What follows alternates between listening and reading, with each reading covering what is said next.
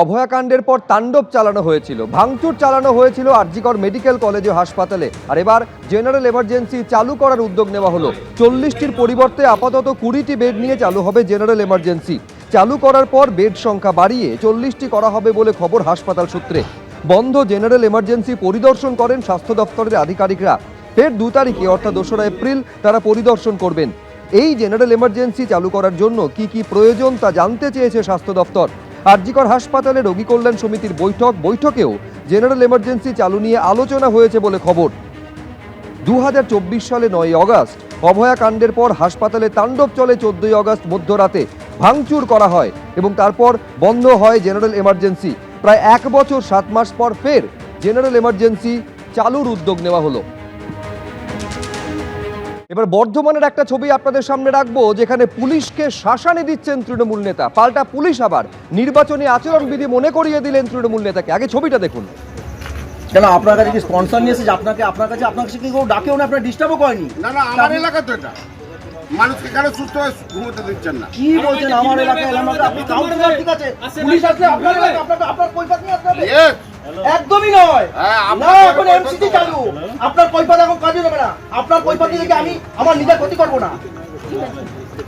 আগে সঠিক নিয়মটা জানুন, তারপরে বলবেন। ভায়োলেশন করে সকাল থেকে করে যাচ্ছে, এমসিসি ভায়োলেশন করে যাচ্ছে। কে ঢিল মেরেছে জিজ্ঞাসা করুন। আপনারা ঘটাচ্ছেন, এরপর আরো বেশি বেশি পুলিশ থাকবে এখানে। দেখেন না, আপনি অ্যারেস্ট করুন না আমাকে। দেখুন আপনার ডান হাতে একটা রাস্তা দিচ্ছে। কেন আপনার কাছে কি স্পন্সর নিয়ে এসেছে? আপনার কাছে কি কেউ ডাকেও না, আপনার ডিস্টার্বও করেনি? না না, আমার এলাকা তো এটা। মানুষকে কেন সুস্থ হয়ে ঘুমোতে দিচ্ছেন না? কি বলছেন আমার এলাকায় এলাম না? আপনি কাউন্সিলর, ঠিক আছে। আপনি বলুন কাকে মেরেছে দেখান, ইনজোর্ড দেখান, তখন বলুন। যাকে মেরেছে, যার বাড়ি থেকে ভাঙচুর করেছে বা যার বাড়ি থেকে গালিমন্দ করেছে, তারা তো আমাদেরকে কমপ্লেন করেছে। সেটা নির্বাচন কমিশনকে কমপ্লেন করেছে, সেখান থেকে আমাদেরকে পাঠিয়েছে। শুধু আমরা কেন সিভিল সেক্টরে পারি না? কেন কমপ্লেন করছেন না আপনারা? কেন করব? আমরা অন্যায় কথা বলবো না তো। আমরা উন্নয়ন করি, এখানে এসেছি, তাহলে আমরা উন্নয়নের কথা বলবো। আপনি সকালবেলা ওখানে হলো, আমি আপনাকে বললাম স্যার এগুলো বিক্ষিপ্ত ব্যাপার, আপনারা একটুতেই এত লোক এসে যাচ্ছে, ব্যাপারটা বুঝতে পারছি না। আসুক না, তারা তো আসবে। আপনি আমাকে অ্যারেস্ট করুন না, আমি তো দাঁড়িয়ে আছি। অ্যারেস্ট করুন না, ওনার সঙ্গে তো অ্যারেস্টের কথা তো আমরা আপনি করুন না আমাকে অ্যারেস্ট। আমার এলাকার কেউ কারোর বাড়িতে লাথি মারে না, বললে হয়ে যাবে? কারোর বাড়িতে কেউ লাথি মারে না। আমি তো নিজে এসেছি, দেখেছি আমরা। আমরা কেন লাথি মারতে যাবো? আপনারা লাথি মেরেছেন আমাদের, আমরা কেউ লাথি মারিনি আমাদের এখানে। আমরা আপনারা লাথি মেরেছেন। এসেছি লোকের কাছে এসেছি।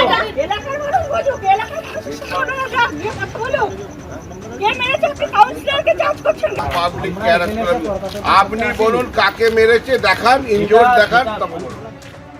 দরজার একটুকু তলাটা ফাঁকা আছে, তা ফাঁকা আছে, তো ইটগুলোতে জোর মারছে, আবার কেউ লাঠি ঘুচিয়ে দিচ্ছে। তা আমি বললাম তাহলে বিছানা এখান থেকে তুলে দাও, নাহলে ঘুচিয়ে মেরে দেবে ওই বড় রড ফড দিয়ে। সেই হিসাবে আমরা একটু দূরত্ব করে চলে এলাম। এসে সঙ্গে সঙ্গে মন্ডল প্রেসিডেন্টকে ফোন করলে যে বললাম একটু তাড়াতাড়ি করে প্রশাসন পাঠান, নাহলে আমাদেরকে মেরে ফেলবে। দরজা যদি ভেঙে দেয় তাহলে আমাদেরকে ওরা যা লোক এসছে তাতে করে আমাকে মেরে ফেলবে। হঠাৎ করে যে আমাকে বাবা বলে ডাকে, সে আজকে অশ্লীলতা ভাষা দিয়ে গালাগাল দিচ্ছে। আমি তো অবাক হয়ে গেছি যে একই ধরনের মানে হতে পারে।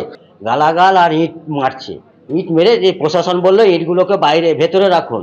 আর এরপর 5 মিনিটের মধ্যে, আমি যে ফোন করেছি 5 মিনিটের মধ্যে আমার হাতে প্রশাসন চলে এসছে। এমন অত্যাচার করেছে যে আমি যদি বাড়ি থেকে দরজাটা কোনো রকমের জায়গায় খুলতে পারতো, তাহলে আমাদের 2টো লোককে আজকে আমাদেরকে ঠিক এটা দেখতে পারতেন না। আমি তো নিজে এসেছি, দেখেছি আমরা। আমরা কেন লাথি মারতে যাবো? আপনারা লাথি মেরেছেন আমাদের, আমরা কেউ লাথি মারিনি। এলাকা থেকে ফোন যায়, দাদা দুনিয়ার পুলিশ গাড়ি এসেছে এবং আমাদের সাধারণ মানুষের, গরিব মানুষ যারা খেটে খাওয়া মানুষ, তাদের বাড়িতে নাকি লাথি মারা হচ্ছে দেয়ালে টেয়ালে। তো প্রথমে আমি ব্যাপারটা এতটা মানে গুরুত্ব দিইনি।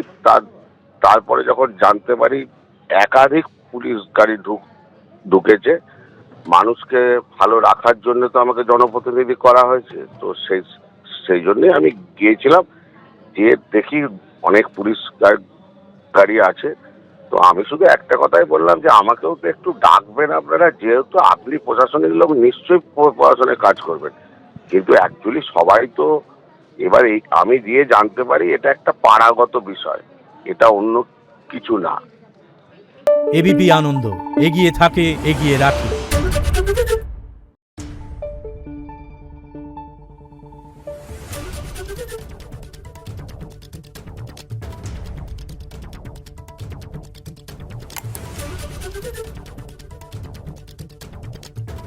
Thank you.